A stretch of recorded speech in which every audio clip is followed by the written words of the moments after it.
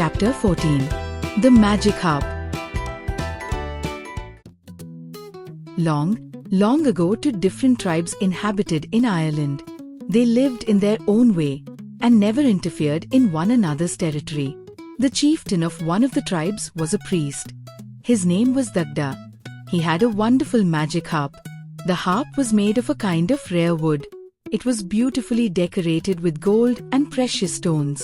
But its real magic was in the wonderful music in its strings. Only the Dagda knew how to bring different kinds of music out of its strings. When the men were going out to battle, the Dagda would set up his magic harp and sweep his hand across the strings, and a war song would ring out which would make every warrior buckle on his armor, brace his knees, and shout, "It's time to go and fight. The victory will be ours." Then, when the men came back from the battle, weary and wounded, the Dagda would take his harp and strike a few chords, and as the magic music filled the air, every man forgot his weariness and of his bleeding wounds. बहुत समय पहले Ireland में दो अलग-अलग जनजातियां रहती थीं। वे अपने-अपने तरीके से जीवन जीती थी और एक दूसरे की सीमा में हस्तक्षेप नहीं करती थी। इनमें से एक जनजाति का मुखिया एक पुजारी था। उसका नाम दगदा था। उसके पास एक अद्भुत जादुई वीणा थी। ये वीणा एक दुर्लभ लकड़ी से बनी थी। उस पर सोने और कीमती रत्नों की सुंदर सजावट की गई थी। लेकिन उसका असली जादू उसके तारों से निकलने वाले अद्भुत संगीत में था। केवल दगदा ही जानता था कि उसके तारों से विभिन्न प्रकार का संगीत कैसे निकाला जाए। जब योद्धा युद्ध के लिए जा रहे होते, दगदा अपनी वीणा लेकर उसके तारों पर हाथ फेरता और उसमें से युद्ध गीत गूंज उठता। वह गीत योद्धाओं में जोश भर देता। वे अपने शस्त्र धारण करते, घुटनों को कसते और चिल्लाते, "चलो, लड़ाई का समय आ गया है, जीत हमारी होगी।" फिर जब वे योद्धा थके हुए और घायल लौटते, दगदा कुछ सुर छेड़ता और जैसे ही जादुई संगीत वातावरण में भर जाता, हर योद्धा अपनी थकान और घावों को भूलकर and thought of the honor he had won, and of the comrades who had died beside him, and of the safety of their dear ones. Then the song would swell out louder, and every warrior would remember only the glory he had helped win for the king, and each man would rise holding his weapon in his hand, and shout, "Long live the king!"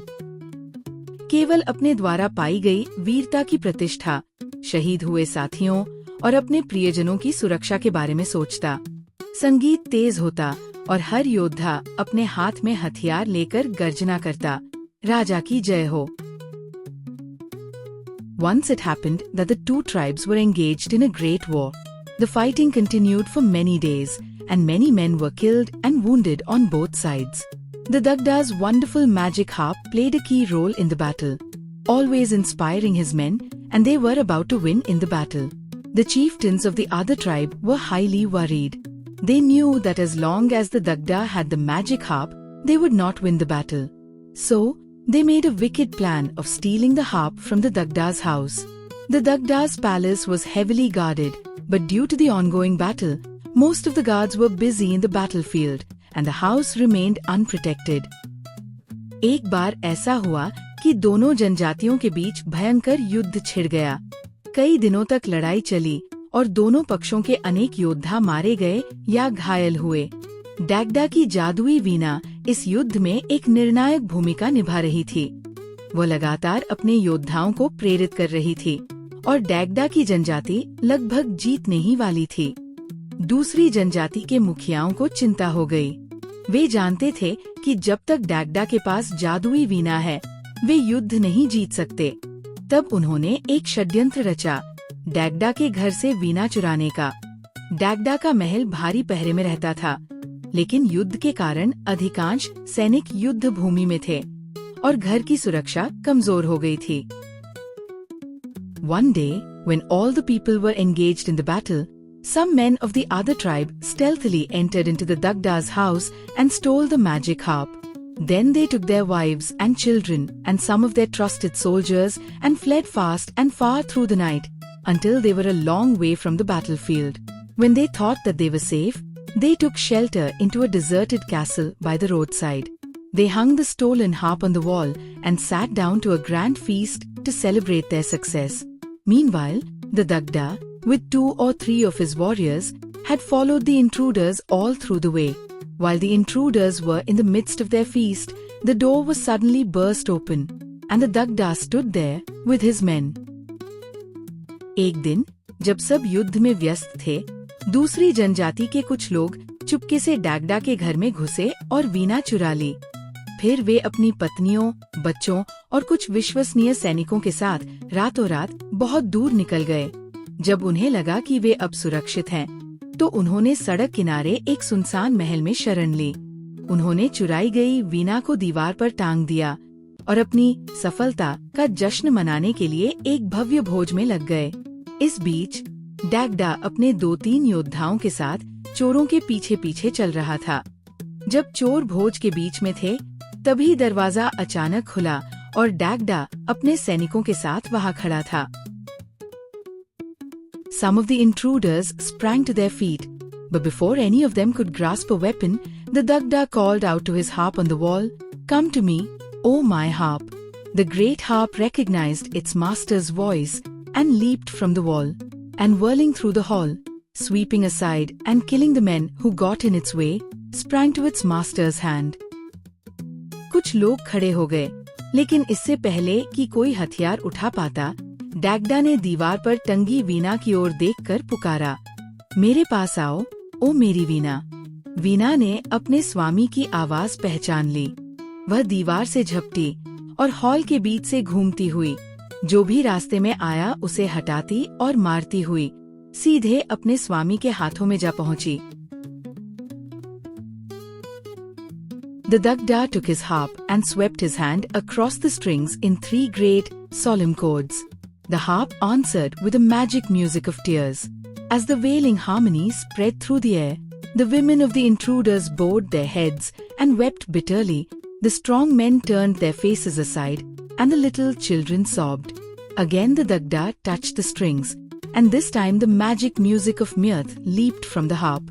And when they heard that music of mirth, the young warriors began to laugh. They laughed till the spears dropped from their hands. They laughed on and on until their limbs were helpless with excess of glee. डैगडा ने अपनी वीणा उठाई और 3 गंभीर सुर छेड़े। वीणा ने आंसुओं का संगीत बजाया। जैसे ही ये विलाप भरा संगीत गूंजा, दुश्मन की औरतें सिर झुकाकर रोने लगीं। बलशाली पुरुषों ने अपना चेहरा फेर लिया और छोटे बच्चे सिसकने लगे। फिर डैगडा ने तारों को फिर से छेड़ा और इस बार वीणा से निकला हंसी का संगीत। ये सुनकर युवा योद्धा हंस पड़े। इतनी जोर से हंसे कि उनके हाथों से भाले गिर पड़े। वे तब तक हंसते रहे जब तक उनके शरीर थककर शिथिल नहीं हो गए। Once more the Dagda touched his harp, but this time very, very softly. And now music stole forth as soft as dreams, and as sweet as joy. It was the magic music of sleep. When they heard that music of sleep, the women bowed their heads in slumber. The little children crept to their mothers' laps. The old men nodded, and the young warriors drooped in their seats and closed their eyes. One after another, all the intruders sunk into sleep. When they were all deep in slumber, the Dagda took his magic harp, and he and his warriors slowly walked away. Soon they came in safety to their own homes again. एक बार फिर डैगडा ने वीणा छेड़ी, लेकिन इस बार बहुत ही धीरे से। अब जो संगीत निकला वो नींद का संगीत था, स्वप्नों जितना कोमल और आनंद जितना मधुर। ये सुनते ही औरतों ने सिर झुका लिए और नींद में डूब गईं। बच्चे अपनी माँ की गोद में सिमट गए, बूढ़े झपकी लेने लगे और युवा योद्धा अपनी सीटों पर झुक गए और आंखें बंद कर ली। एक एक करके सब सो गए। जब सभी गहरी नींद में चले गए, डैगडा अपनी जादुई वीणा लेकर चुपचाप अपने योद्धाओं के साथ वहां से निकल गया। जल्दी ही वे सुरक्षित अपने घर लौट आए।